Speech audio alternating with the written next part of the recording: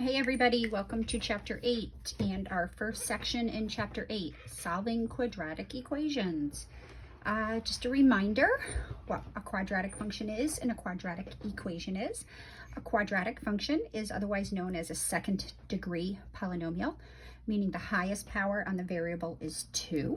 So for example, we could have y equals 6x squared minus 3x plus 7, and what we're looking at is the power on the variable, right? And the highest power is 2.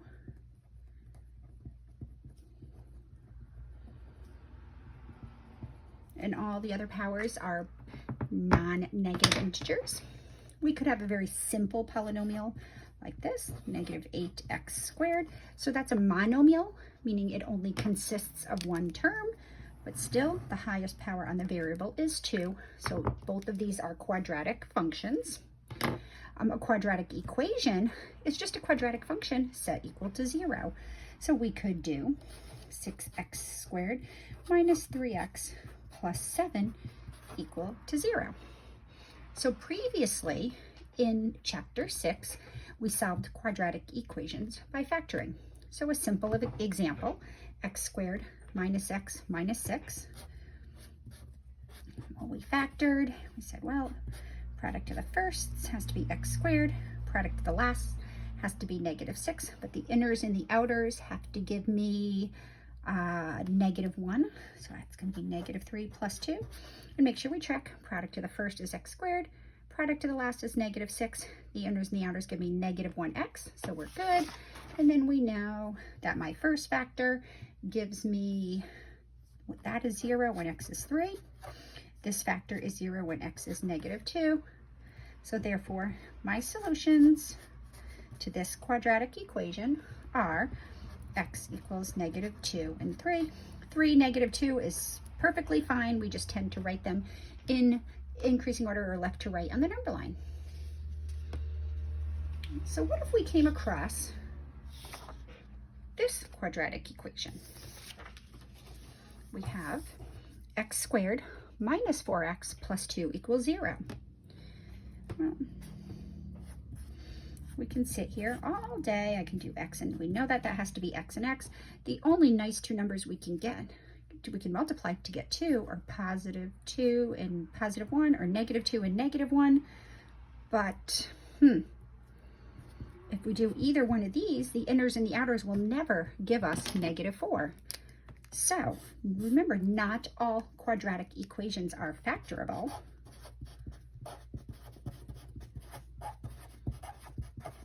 But we have to be careful. Not factorable does not mean not solvable. We just need alternate methods for solving quadratic equations that are not factorable.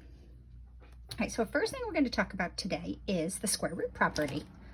The square root property is a tool we can use to solve quadratic equations that are in a specific form. So if we have something like this, x squared equals 25, well, if I said, what are our solutions? Hopefully you would say 5 is the obvious solution, but don't forget its negative buddy, negative 5, because negative 5 times negative 5 is also 25. So don't forget its negative counterpart, right? So don't forget this guy. We don't want to forget this solution because it's also a solution to this quadratic equation. So we could do this by factoring. We wouldn't have to, it's a little bit overkill. So this is equivalent to x squared minus 25 equals 0. We could do x minus 5, x plus 5, because it's the difference of squares. And the first factor gives me the solution 5. The second factor gives me the solution negative 5. So that's an alternate way. So this one does factor. But what we want to do is we want to keep this idea in mind here, because we might get a number here, but what if we had x squared equals 26 instead of 25? Then we wouldn't be able to factor it. What we want to keep in mind is this, the square root property. The square root property says, if we ever are in a situation where we can put something in the form something squared equals a number, then this something is either equal to the square root of the number or the something is equal to the opposite of the square root of the number.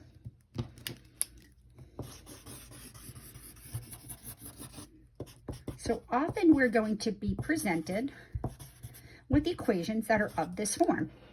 So we can have anything in here. We just want some whole stuff, something, a chunk of something squared, and what's over on the right-hand side has to be a numerical value.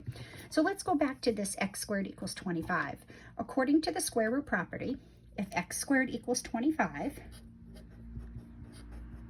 then the square root property says that x is either equal to, so x is what's being squared, so x is either equal to the square root of 25, or x is equal to the opposite of the square root of 25.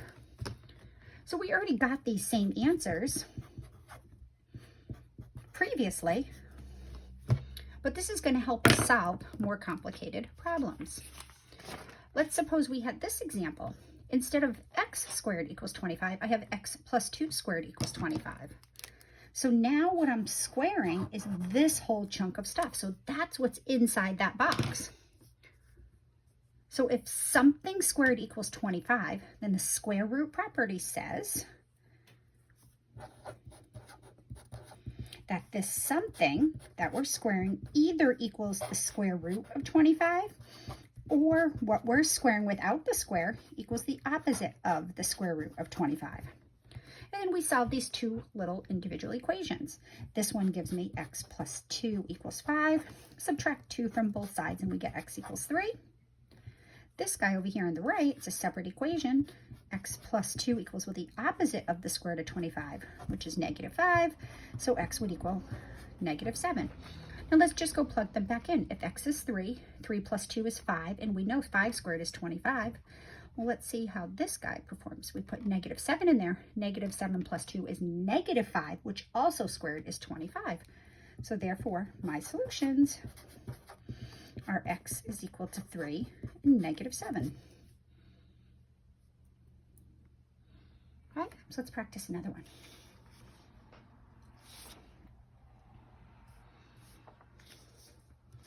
The square root property says if we have something squared equals a number, look, we have something squared equals the number 36.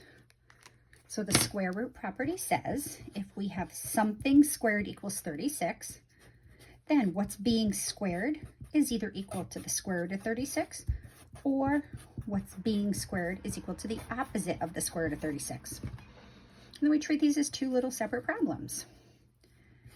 X minus 4 equals 6. The square root of 36 is 6. Add 4 to both sides, and we get x equals 10. Let's just check it. 10 minus 4 is 6. 6 squared is 36. Or x minus 4 equals negative 6. Add 4 to both sides, we get x is equal to negative 2. Negative 2 minus 4 is negative 6, and negative 6 squared is also 36. So therefore, my solutions are x equals negative 2 and 10.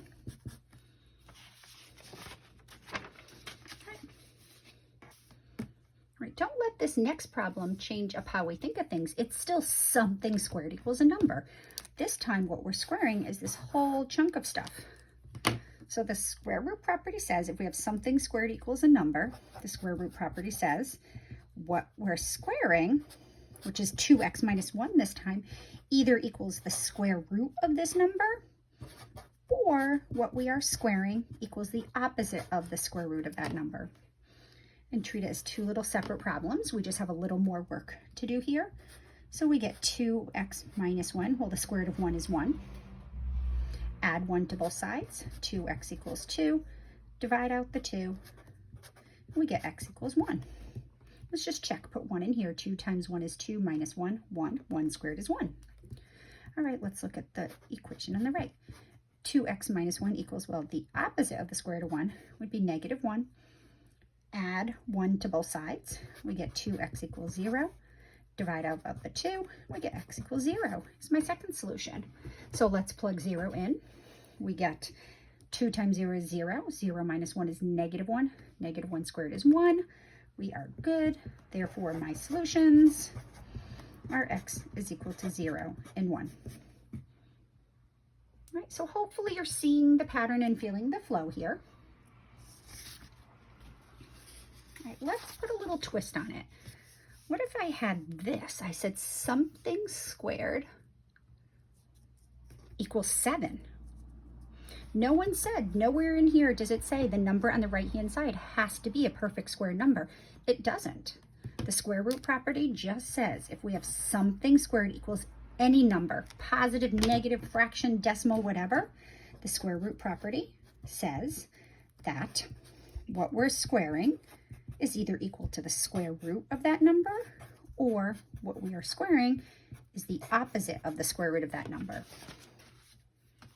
And now we just work on solving this, right? We cannot simplify the square root of 7. It's as simple as possible because 7 has no perfect square factors.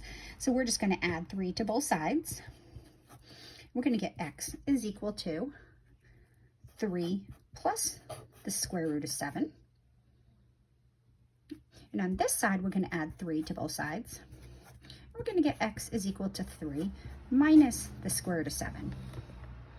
So super big hint, leave the radical sign second. If you have a radical that can't be simplified, leave it on the right side of the sum or the difference. Leave radicals part of an expression on the right side of the binomial expression.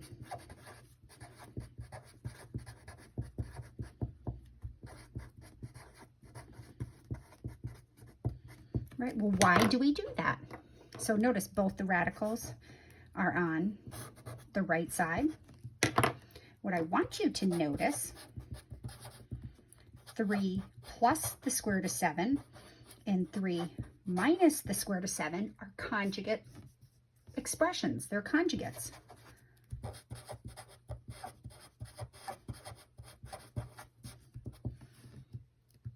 Solutions with radicals that cannot be simplified always come in conjugate pairs. So solutions with radicals that cannot be simplified. And what do I mean by that? Well, if we go back to this example, we had radicals, but we could simplify them out. Notice these are not conjugate pairs. Radicals that could be simplified, my answers are not conjugates. But anytime we have a radical remaining in our answer, the solutions with the radicals that cannot be simplified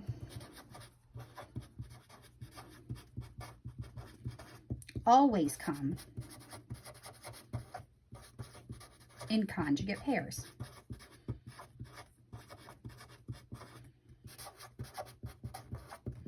And what's really important is that the radical part of second, notice the non-radical part of the number does not change signs. So as if we wrote this as x equals the square root of 7 plus 3 instead, our other solution would not be 7, the square root of 7 minus 3. Look, that would be the opposite of this. So we don't want to do this. So do not do this. We want it in x is equal to a plus b square root of c and a minus b square root of c form. So if you put the radical second, then the sign between the non-radical and the radical part is what changes. All right, let's keep going.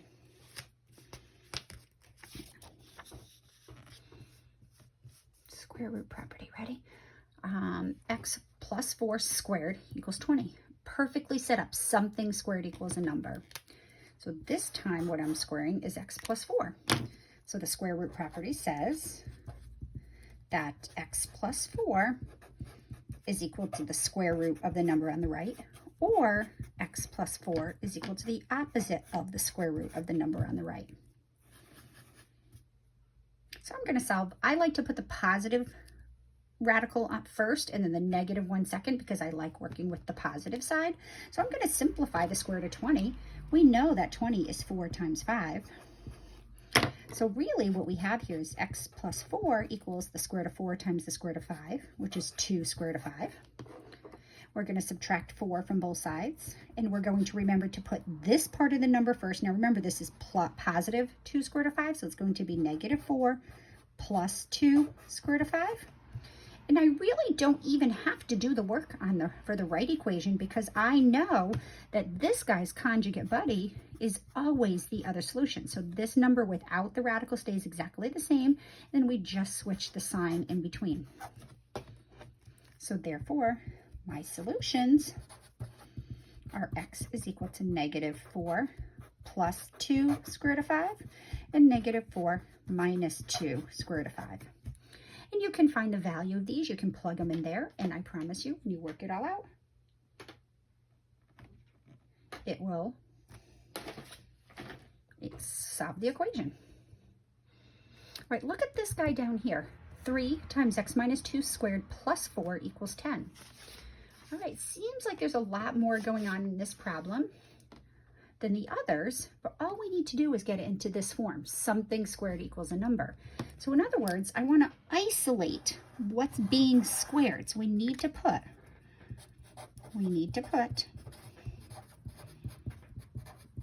into something squared equals a number form.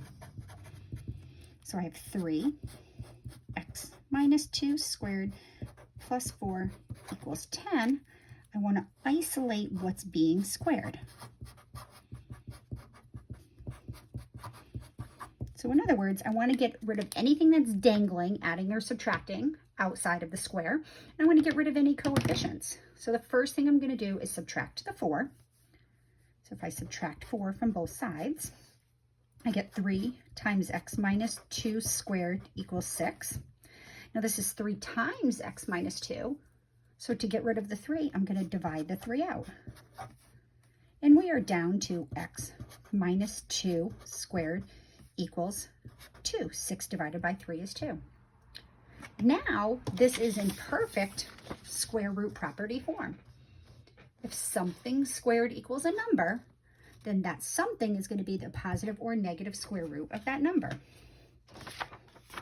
So I'm going to put that aside for now. Hopefully we're getting the hang of it. So the square root property tells me, because I have it now in the form something squared equals 2.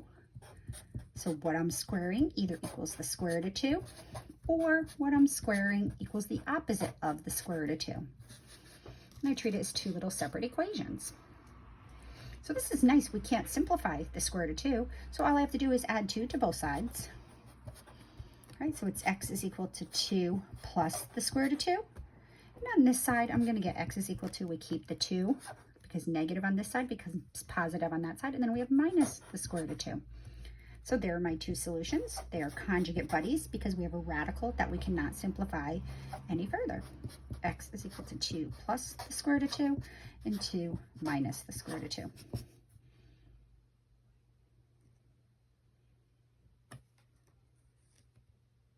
right, so hopefully you're following along. Lots of practice. All right, let's do this guy. All right, well, we have a whole chunk of stuff squared. Your thought might be to expand this. Do x minus 1 times x minus 1, distribute the 4, bring the 3 over. The problem is if you take all those steps and you get down to a quadratic equation that doesn't factor, then you're going to have to go all the way back to the beginning. So in this case, it's a lot easier just to isolate what's being squared and use the square root property. So I'm going to isolate this, the x minus 1 squared, by subtracting 5. And then after I do that, I'll divide the 4 out. So I'm down to 4 times x minus 1 squared equals negative 8. Let's divide the 4 out. And we get x minus 1 squared equals negative 2. Right, so now we're at the point we have something squared equals a number. So the square root property tells me that x minus 1 is equal to the square root of this entire number, including the negative sign, or x minus 1 is equal to the opposite of the square root of this entire number. So previously we were told that the square root of a negative number has no real answer, but now we are allowing for this new set of imaginary numbers So I'm going to call this x minus 1. A negative under a radical is equivalent to I out front, I squared of 2. And then ask yourself, can we simplify this radical? Well, we can't. So we'll just leave it I squared of 2. We'll add 1 to both sides. And we get x is equal to 1 plus I square roots of 2. Now, because we have an I and or a radical, its conjugate buddy is always, always, always a solution. So that whole conjugate idea works with i's and radicals.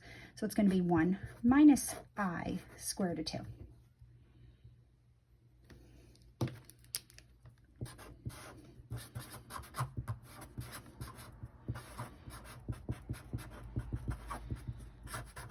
So if you have an I and or a radical, then its conjugate buddy is always, always, always another solution.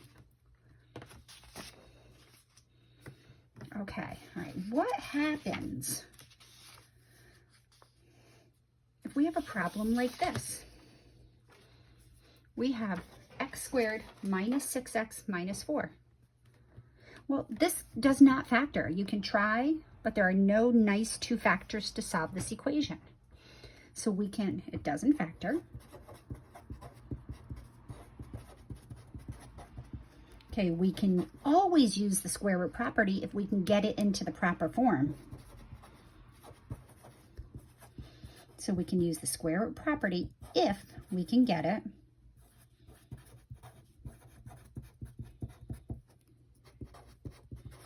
into something squared equals a number form. So we have to be careful here because we have something squared minus 6 times a number. We have to get all this absorbed inside that little box. So all the variables have to be inside this box.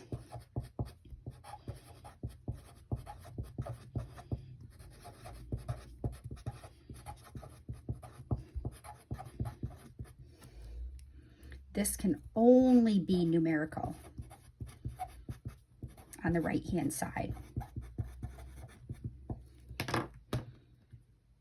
So we have to get this to get x squared minus 6x plus 4 equals 0 into something squared equals a number form. We use a process called completing the square.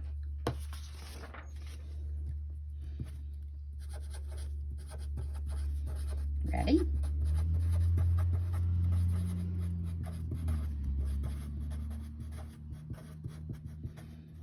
Completing the square. All right, how do we do this? Process by example. So we start with our equation. Right, keep all the variables on one side. Bring the constants over to the other. Keep variables on one side. Variable terms, let's say, on one side. Bring constant terms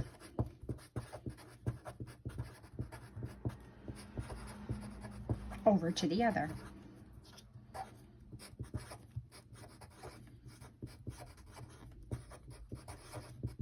Okay, so we're going to do that by subtracting 4. So this is going to become x squared minus 6x equals negative 4.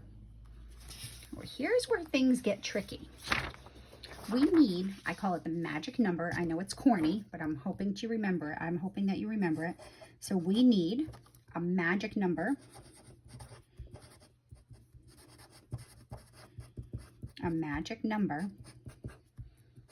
to add to both sides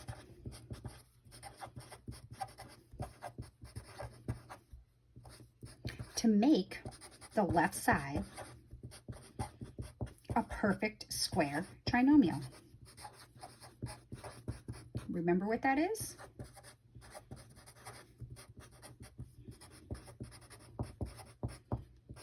A perfect square trinomial is a trinomial that is factorable and its factors are exactly the same. So how do we find this magic number? Ready? X squared minus 6x equals negative 4. Okay, we are going to take half of this number. So you take the coefficient in front of the x, sorry. You take 1/2 of that number. So 1/2 of negative 6 is negative 3. And then you square it. So square 1/2 of that number, 9. 9 is our magic number for this problem.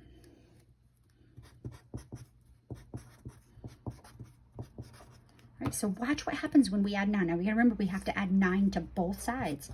So x squared minus 6x plus 9, we're always adding it. We're always adding because we're gonna square whatever that value is, and when we square, it's always positive. It's gonna be negative 4 plus 9. So now we have x squared minus 6x plus 9 equals 5. Right, you might not think we made any progress, but notice the left side, if we choose this number correctly, this left side always factors now. And if we factor, notice it's x minus 3 times x minus 3. Product of the first, x squared. Product of the last, positive 9. Negative 3 is negative 6. So if we choose this number correctly, the resulting trinomial will always factor, and both the factors will be the same. So we have x squared minus 6x plus 9 equals 5, or equivalently x minus 3 times x minus 3 is 5, or x minus 3 squared equals 5. So we started all the way back up here with x squared minus 6x plus 4 equals 0, and we changed the form of the equation. It's now x minus 3 squared equals 5. At this point, we can now use the square root property. One thing to note though, when you're factoring down here, notice this number that results in the perfect square trinomial just happens to be half of the number in front of the variable here. So this number is always going to appear down here. The 9, after we square it, is what we add to both sides. So now the square root property says that x minus 3 either equals the square root of 5, or x minus 3 equals the opposite of the square root of 5. So fortunately, we're in a situation we don't have to simplify the square root of 5 at all. So we get x is equal to 3 plus the square root of 5. Minus 3 on the left becomes a positive 3 on the right. And the other solution is going to be 3 minus the square root of 5. Therefore, my solutions are x is equal to 3 plus the square root of 5 and 3 minus the square root of 5. Notice they are conjugate buddies. So I challenge you to actually put those numbers in here and show that it is in fact a solution. All right, wasn't that kind of cool? Let's try another one. Got 2 more here. Ready? I'll go through it a little bit quicker this time. X squared plus 4x minus 16, a quadratic equation that is not factorable. So it's not factorable. Can we use the square root property? But first, we have to complete the square. We have to get it into something squared equals a number form. So we have x squared plus 4x plus 16 equals 0. I'm going to subtract 16 from both sides. I'm going to do x squared plus 4x equals negative 16. Now I have to find that magic number. We're going to take half of this number, half of 4, which is 2. Keeping in mind we're going to use that eventually. And then we're going to square the 2 and get 4. So just a coincidence that we take half of it, and when we square it, we get back what we started with. It only works with 4, 2 when that's 4. All right, so here's our magic number. All right, so we're going to add 4 to both sides. X squared plus 4x plus 4 equals negative 16 plus 4. Don't forget to add it to both sides. Now, if we choose this number correctly, the magic number correctly, the left side will always factor, and the factors will repeat. That's the whole purpose of choosing that number. So what can we multiply together to get 4 and add to get 4? Well, it's that number right there, the 2. So that guy appears again inside our factors. So x plus 2 times x plus 2 equals negative 12, or x plus 2 squared equals negative 12. Now we have x squared plus 4x plus 16 is equivalent to x plus 2 squared equals negative 12. And from this point, we can use the square root property because we have something squared equals a number.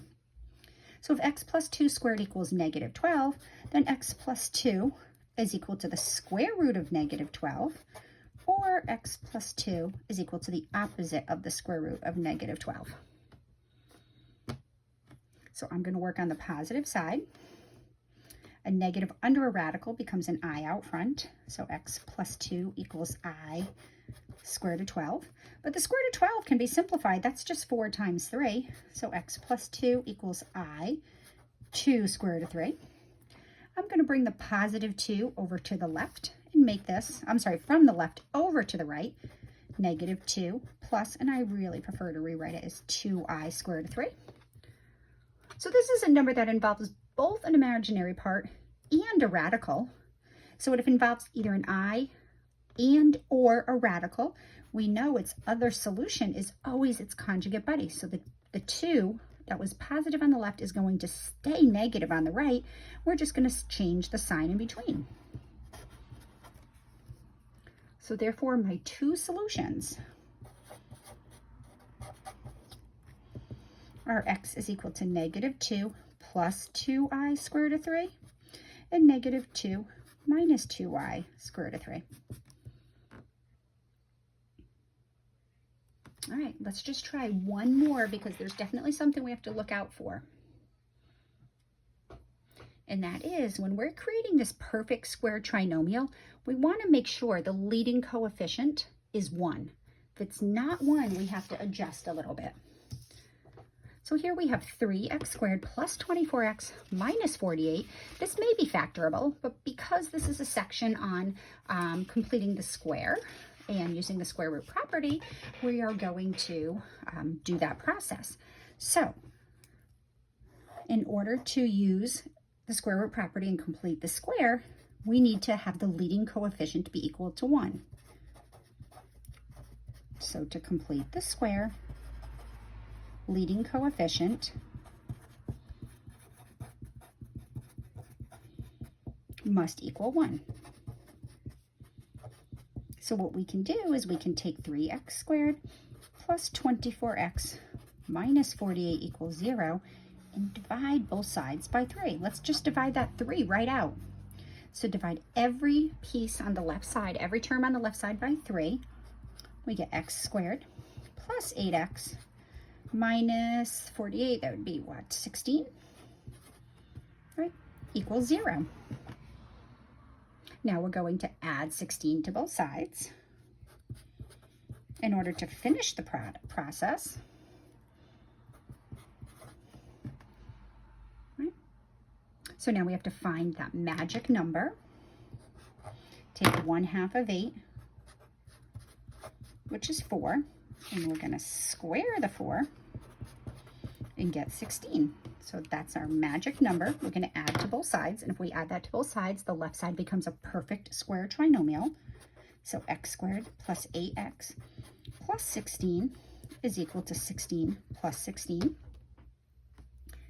Notice this is just x plus this number right here before we squared it, 4, x plus 4, and that equals 32. So we are down to x plus 4 squared equals 32. Now it's in the perfect form to use the square root property. So now we can use the square root property because we have something squared equals a number. So x plus 4 is equal to the square root of 32, or x plus 4 is equal to the opposite of the square root of 32. So notice there's no negative on the right side of the equation, so that there's no negative under the radical in either one. So I'm going to work with the positive guy. Square root of 32, we know that's 16 times 2. So this is really x plus 4 equals 4 square root of 2. We're going to subtract the 4 from both sides. So x is equal to negative 4 plus 4 square root of 2. And because I have a radical that's not simplified in my answer, I know its conjugate buddy is always the other solution.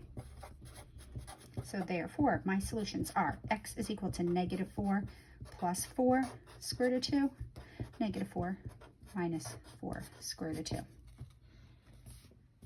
All right, so lots of practice, lots of examples. Make sure you're not only doing your online homework, but you're checking out the work in the textbook too.